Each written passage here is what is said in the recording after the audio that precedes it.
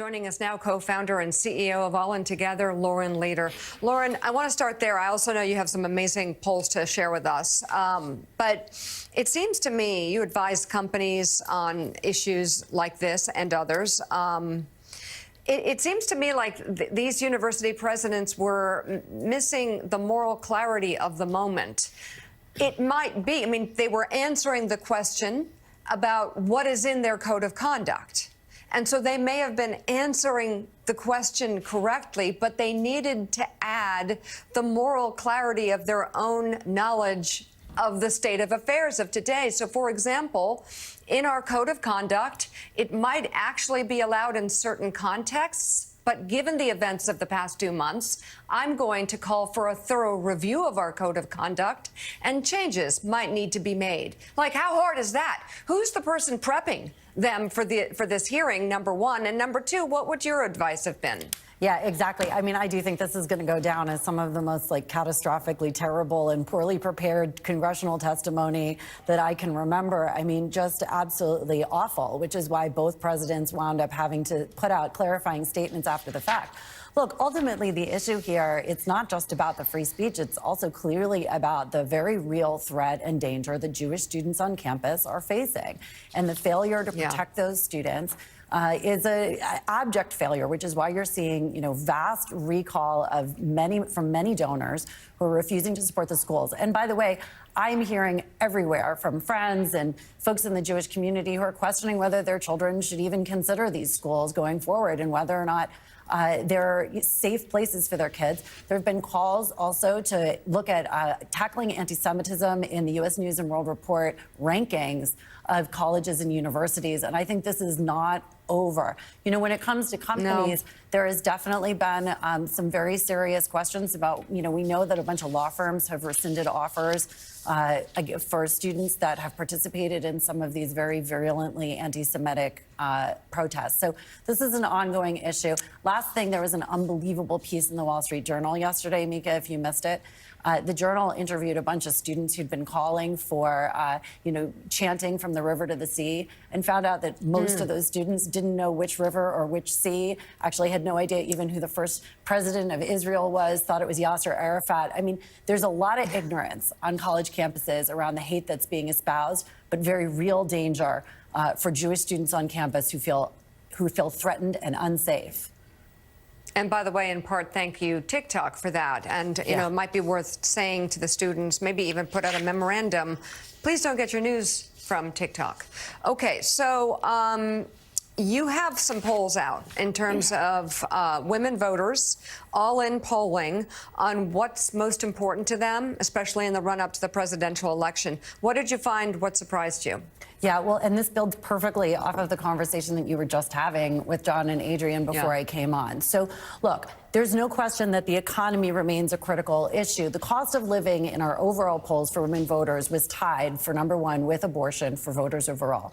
But here's where it gets really interesting, because for Democratic voters, it is not a top issue. For Democratic women, the top issues are abortion and guns, and cost of living is number three. And that is also true for independent women. Where you really see the difference is among Republican women who are putting cost of living at a higher level. And also, by the way, young voters, young women, put cost of living as one of their top issues.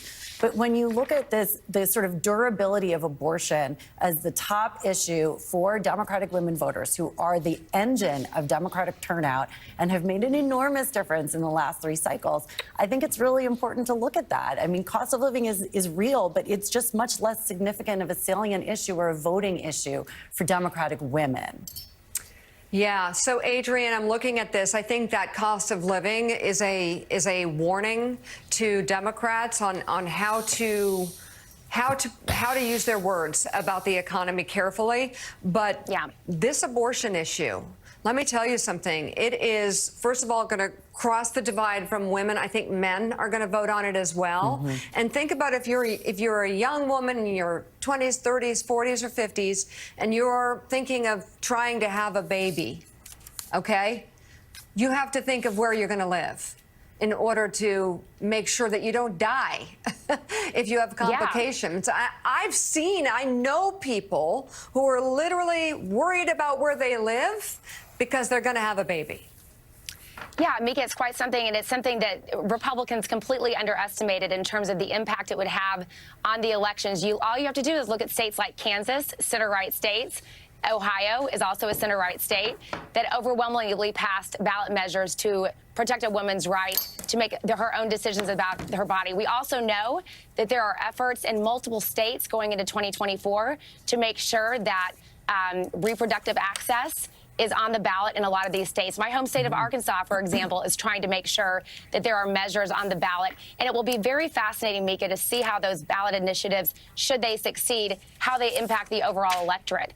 I mean, look, I've got a lot of conservative friends from college. I went to school at TCU in Fort Worth, Texas.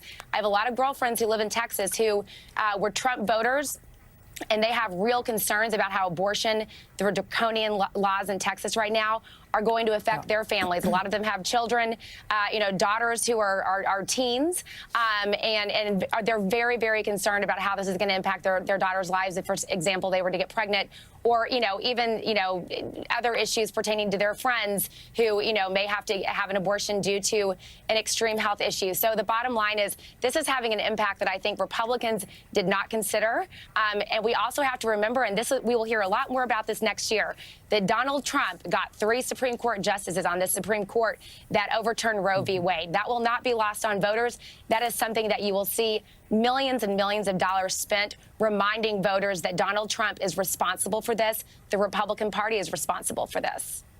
Lauren, what pops off the page here for me when we talk about differences in terms of what motivates these women in the Republican Party, Democratic Party, is that immigration for Republican women is a top issue, maybe the top issue. Just talk about that a little bit, because I think it feels to me like we talk about abortion a lot. It's obviously going to be an important issue. There's no question. Yeah. We've seen there's enough evidence. The evidence is in. How much turnout it drives, on the basis of what we've seen so far, it's probably going to be more than we think. Like, we should be taking the over on that.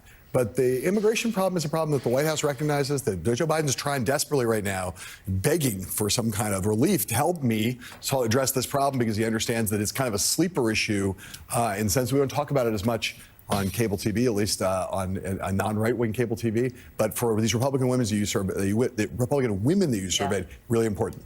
Yeah, it is. And I think we're going to see what happens, especially in you look at the implications of the congressional races in New York, for instance, right? And New York is a state that has dealt now with this massive influx of migrants from the border states. It's been a huge struggle for Governor Hochul. There's real concern about some of the key races. New York, there's 2 critical races in New York this cycle. If immigration continues to be a big issue, that's going to be a problem for the Democrats. Look, I think ultimately for the White House, there's this real question about their core voters. I mean, there's just a huge swath of Republican voters that are just never going to cross over. So who are you really going to appeal to? And in my view, it's really the focus needs to be on independent women and core Democratic women voters. One other thing I just want to call out is that since May, when we polled this the last time, democracy has also risen way up in terms of its importance. It came out number 4, especially for Democratic women. And I think that speaks to, just the relentless discussions about this that are happening on this network and elsewhere. There is real consciousness about the threats to democracy. I think it's much less of an issue on the Republican side, even though it continues to be fomented by Trump. So I think those are going to be those are the questions. It's the strategic question. Are the Republican women who care about immigration going to cross over to vote for Democrats if Joe Biden gets an immigration bill?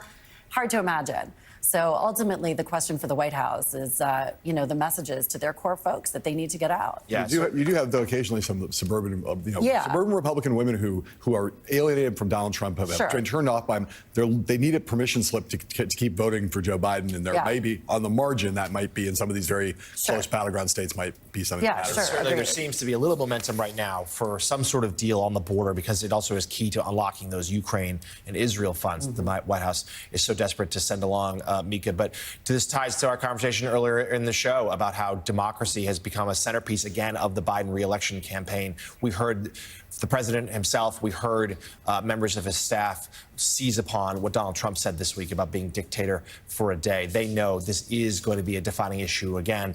And we have certainly learned, a lesson learned from the last couple elections, including some of these small special elections. Democracy and abortion, those have been the two winning issues for Democrats. Those are the ones. CEO and co-founder of All In Together, Lauren Leader. Thank you very much. Great conversation.